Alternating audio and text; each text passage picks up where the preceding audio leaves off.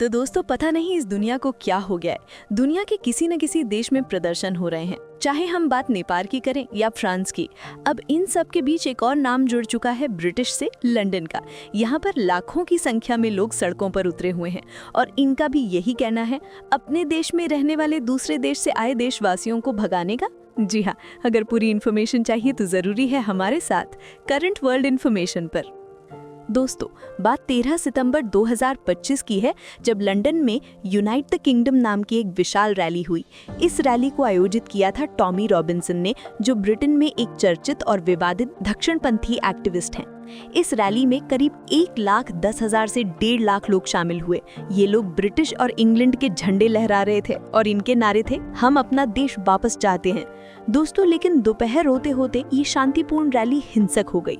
प्रदर्शनकारियों ने पुलिस पर बोतलें, फ्लेयर्स और दूसरी चीजें फेंकी।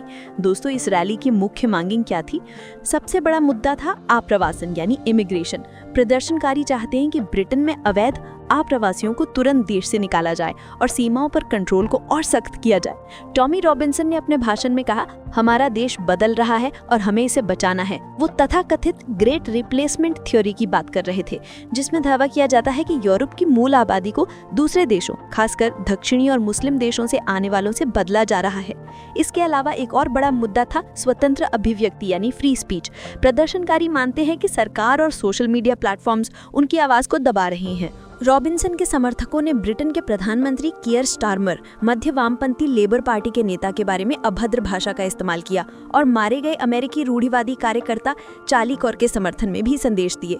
लंदन की इस रैली को टॉमी रॉबिन्सन ने ब्रिटेन की आज़ादी की लड़ाई करार दिया।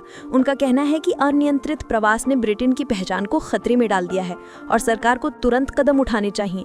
इस मैसेज को बड़ी संख्या में लोगों का समर्थन मिला। हालांकि आलोचक इसे नफरत और विभाजन फैलाने वाला एजेंडा बताते हैं। लंदन में ये प्रदर्शन सबसे पहले उन होटलों के बाहर शुरू हुए जहां शरणार्थियों को जगह दी जाती है। इसके बाद प्रोटेस्टर्स नो प्रोटेस्ट जोन में चले गए और तब सुरक्षा कर्मियों के साथ झड़पें भी देखने को मिली। टॉमी रॉबिन्सन और उनके समर्थकों का आरोप है कि ब्रिटेन की अदालतों में बिना दस्तावेज वाले प्रवासियों के अधिकारों को स्थानीय लोगों के अधिकारों से ऊपर रखा जाता है। साथ ही इस विरोध प्रदर्शन में अरबपति कारोबारी इलॉन मस्क भी वीडियो लिंक के जरिए जुड़े और उन्होंने बड़े पैमाने पर प्रवासन को लेकर चिंता जताई और ब्रिटेन के लोगों से सरकार बदलने का आह्वान किया।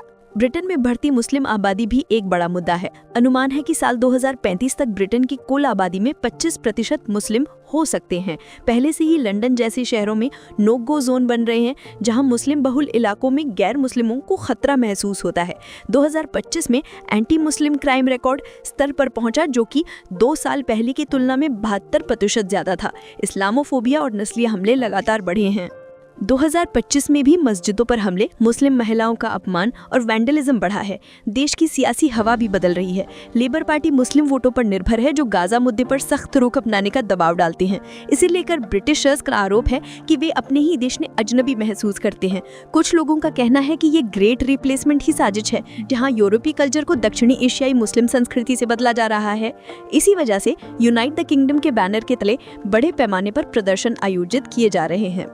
यूके में भारतीय डायस्पोरा सबसे बड़ा और सफल समुदाय है। लगभग 18 लाख भारतीय मूल के लोग रहते हैं, जो NHS, IT और बिजनेस में योगदान देते हैं। लेकिन 2024-25 में वीजा इश्यूज बढ़े हैं। स्टूडेंट वीजा पर आने वाले भारतीयों की संख्या 2 लाख से ज्यादा हो गई है, जिनमें से कई जॉब्स जैसे डिलीवरी, कॉल सेंटर्स के लिए रह जाते हैं।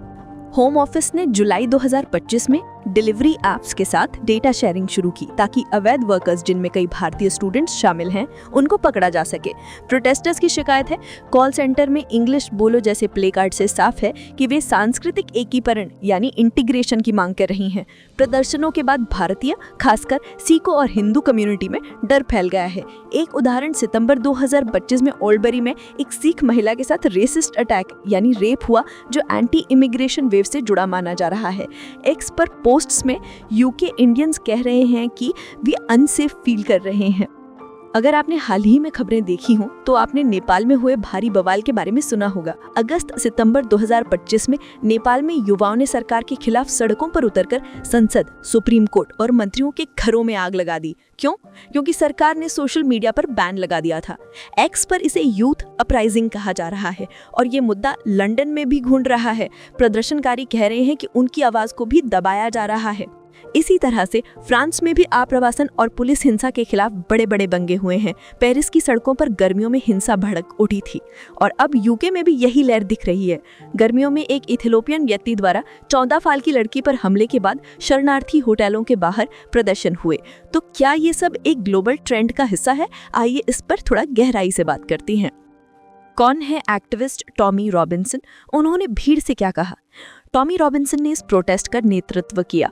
उनका असली नाम स्टीफन याक्सले लेनन है। उन्होंने राष्ट्रवादी और इस्लाम विरोधी इंग्लिश डिफेंस लीग की स्थापना की और ब्रिटेन के सबसे प्रभावशाली दक्षिणपंथी नेताओं में से एक है।